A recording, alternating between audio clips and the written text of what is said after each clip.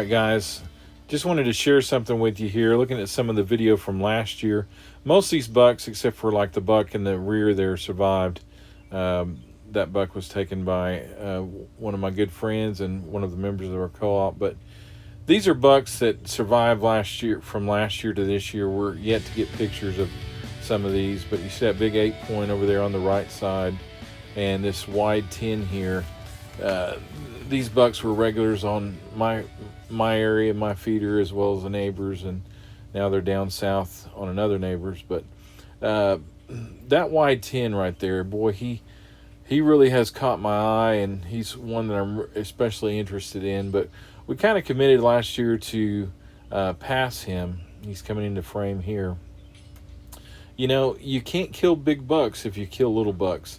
And, I mean, at the end of the day, you need to shoot whatever you want to shoot. But we kind of decided, you know what, this is a great buck. He's a young buck. We're going to go ahead and spare him, give him a year, and see what he looks like this year. So we're yet to get pictures, but man, he's just such a good-looking deer. He's a basic 10 with split brows.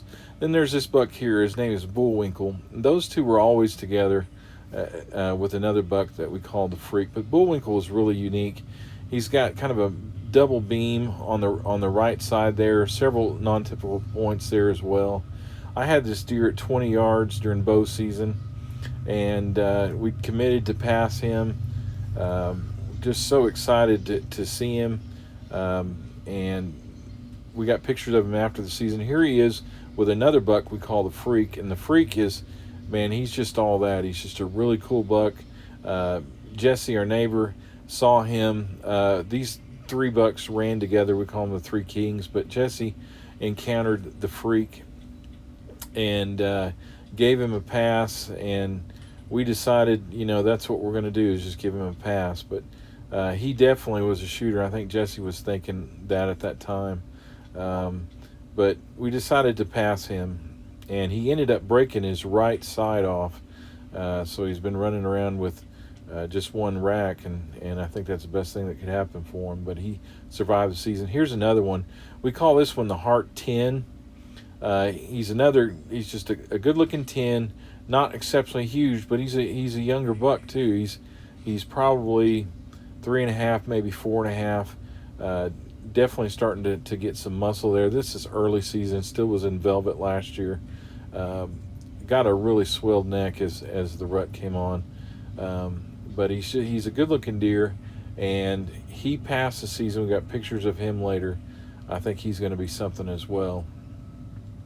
But you know, if you're gonna, sometimes to get what you want, you got to sacrifice, and that's kind of what several of us did last year. We ended up not shooting bucks just because we weren't going to just shoot a buck for the sake of shooting a buck. We passed these deer. Oddly enough, the buck there on the left survived the season. He's a 7-point, and he was on my hit list.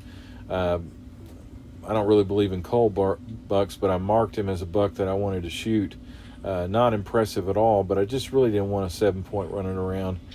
Deer's looks like he's 4.5 years old to me. But here's the Freak and the wide 10 together.